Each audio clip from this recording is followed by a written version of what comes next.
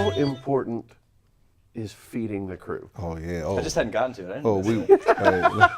Let me tell you, that's very important because my wife. That's one thing we allocated a small budget that every week.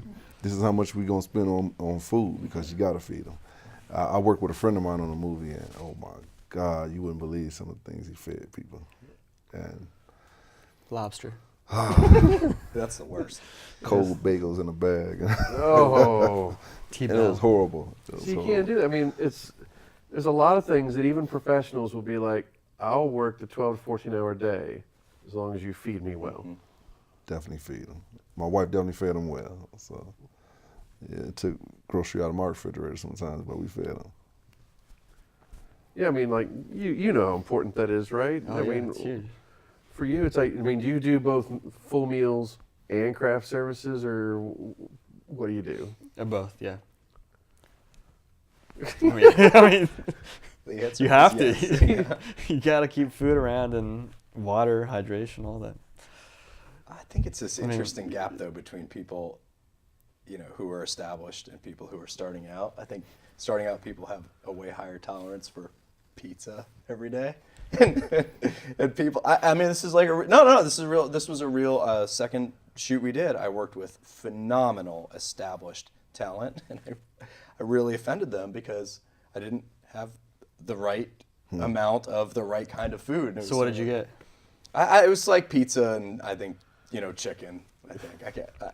Well, what did they want? Just curious. I don't think I had it in me to ask at the time. I think I was sort of like, thank you very much for your advice. Yeah. But the truth is, if people expect something, it's really about managing expectations. If people expect something, and it was my job to figure out what people expected, and I didn't in that instance. But No, that's because you got to have a budget, man, and you got to include food in a budget. Oh yeah, I mean, there's something about the food is about morale. It's about energy, like you said, hydration when it comes to water and stuff like that. But it's amazing, how much less cranky people will be on set if they're well fed. But they can tend to get a little lazy too if they're well fed too. Yeah, it's hard to get them right back on set because everybody's sitting around full. That's where a good AD comes in. A lot of food. So, like, I think anybody that makes a movie has a certain amount of control issues. yeah. No, I'm still learning it too. I think it's been both ways for us. We've had scripts where we had everything broken, shot list to a T, and that worked.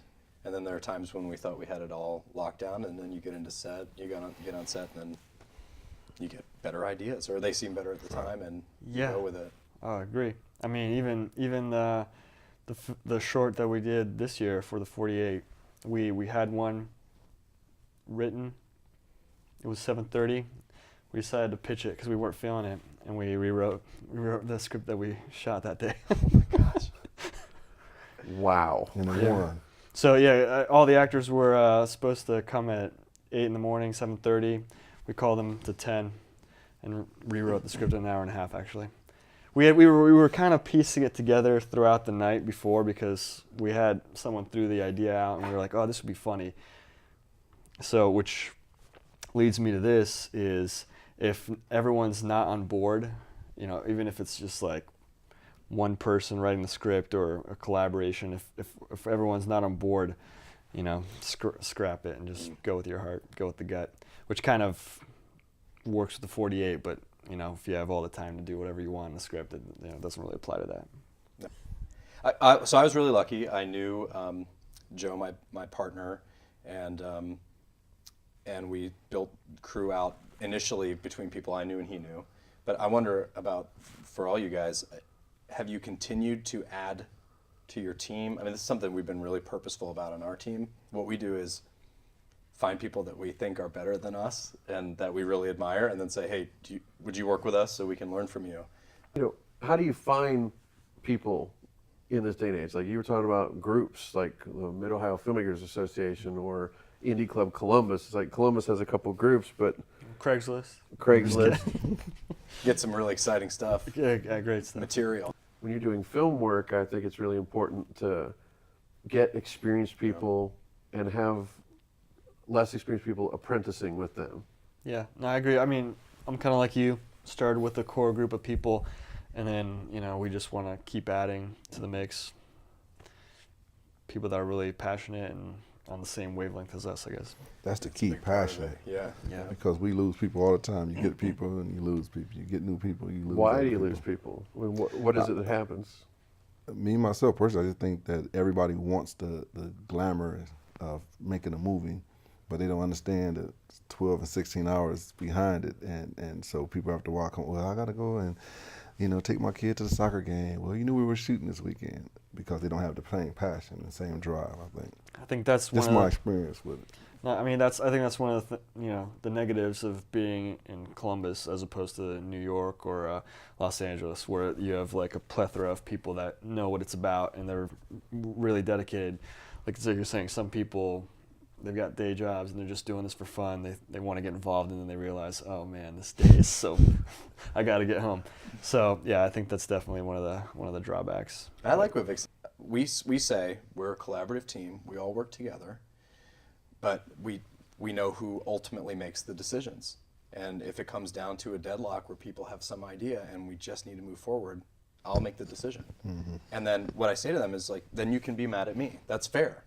Yeah. And that allows us to move on. I completely agree with you. I guess in terms of like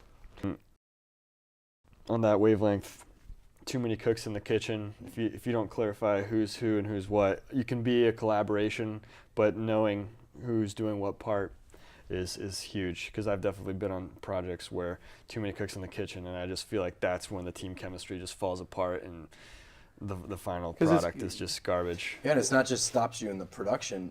That's, I think, where hurt feelings happen, and then people can't work together again, which People to me quit. is even worse. People quit. Well, yeah, you're right. Then Yeah. you really can't do it. And same thing Key with people quit. the expectations, knowing how long this person is going to be here for the duration of the day. That's definitely huge. Because we had a project that we were working on, and like 7 p.m., 8 p.m., some of the actors said, "Okay, we got to take off," and we were like, "Really?" It was our bad. I mean, I blame myself. So that was definitely a nightmare. Mm-hmm. You could have brought that Okay, up 30 seconds. sorry. I just, It's not too late. Magic of edit. Magic of yeah, editing. magic of editing. Sorry, I'm not good on my feet. I'm just good on my butt. Why are you sitting down? I know.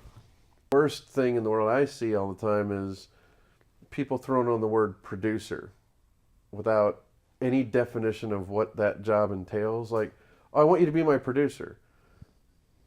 In a lot of cases, they're thinking, I want you to be my investor. That's not what a producer does. That's sometimes an executive producer, but not Yeah. even always. I think there's, and tell me if you think this is right or wrong, I think there's no job definition less defined in a movie than producer. Because you have co-producers, associate producers, executive producers. Yeah. Line producers. Yeah, it's like, you know, there's it could mean anything. Because probably one of the biggest mistakes I ever see on a set, even with some people with some experience, is asking somebody to do a job without defining what that job is. Like I see people go, I want you to edit my movie. And you would think that's pretty clear, but that could be, I want you to be a monkey that presses buttons to do exactly what I tell you to do. Or I want you to be my truly collaborative partner and help me make edit decisions. And it could be either one. And I see people asking, I want you to direct this, but they're not clear what that means, or I want you to produce this. And it's about communication. Yeah, that's I huge. totally agree. Yeah. I think that of the very few things we've done that worked well for us, that's one of them. I think being clear about expectations, and it was a hard won lesson, you know, over probably the first short.